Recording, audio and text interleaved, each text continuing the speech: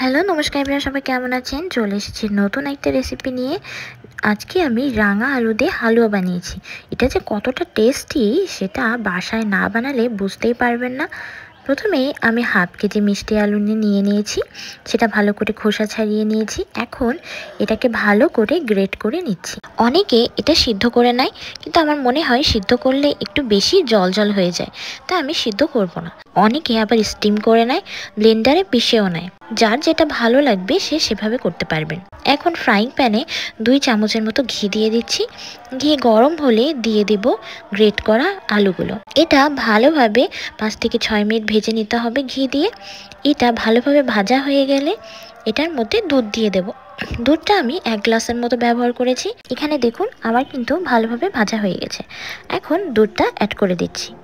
এটা ভালোভাবে ফুটে উঠলে চুলার আঁচটা ফুল করে রাখতে হবে আর অনবরত নাড়তে হবে, তাহলে দুধটা তাড়াতাড়ি শুকিয়ে যাবে, আলুটাও ভালোভাবে সিদ্ধ হয়ে যাবে আর অনেকটা ঘনও হয়ে যাবে। দুধ একটু ঘন হলে এটার মধ্যে এখন গুঁড়ো দুধ অ্যাড করে দিচ্ছি।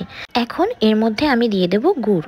আমি এখানে খেজুরের গুড় ব্যবহার করেছি, আপনারা চাইলে চিনি দিয়েও এটা করতে পারেন।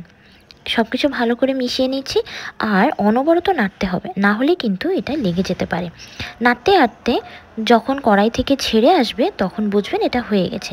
এবার একটা থালায় আমি উঠিয়ে নিয়েছি।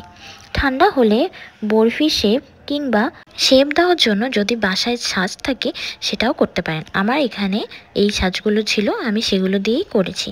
একটা আমি করে দেখিয়ে দিচ্ছি, দেখুন এভাবে ভালো করে ছাঁচের ওপর দিয়ে বসিয়ে বসিয়ে এটা শেপ নিয়ে আসতে হবে।